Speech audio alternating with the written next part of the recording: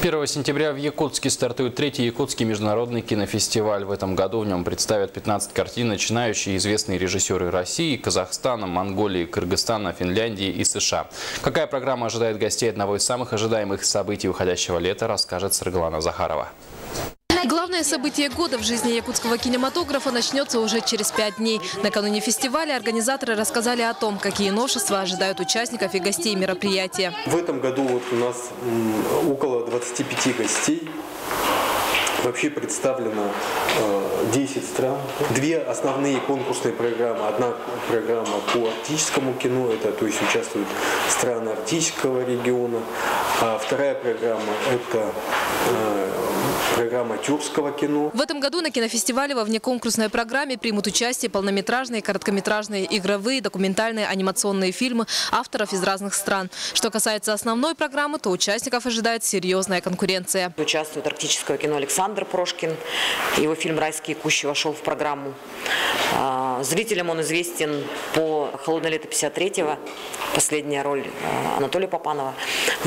Помимо этого будет Алексей Федорченко со своей работой, тоже кинорежиссер, который обладатель Венецианского приза. По традиции победителю фестиваля вручат золотые снежные очки, символ арктического кино. Они инкрустированы драгоценными камнями в форме созвездия Большой Медведицы. Помимо этого, победителя в отдельной номинации выберет одна из самых авторитетных престижных международных ассоциаций кинокритиков «Нетпак». Это очень, скажем, такое необходимое для наших кинопроизводителей мероприятие, которое позволяет им завязать новые контакты, позволяет вообще нам оценить уровень кинопроцесса в республике и сравнить себя, скажем, с кинопроизводителями в других странах.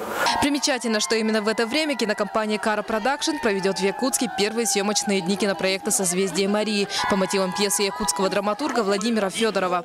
Главные роли исполнят российские актеры Никита Ефремов, Валерий Баринов, Александр Самойленко, которые также станут гостями кинофестиваля. Уже совсем скоро Якутск станет центром арктического и тюрко-монгольского кино. Третий международный кинофестиваль соберет в центре республики известных актеров, режиссеров, продюсеров и кинокритиков. Саргалана Захарова, Василий Слепцов, Сергей Васильев, НВК «Саха», Якутск.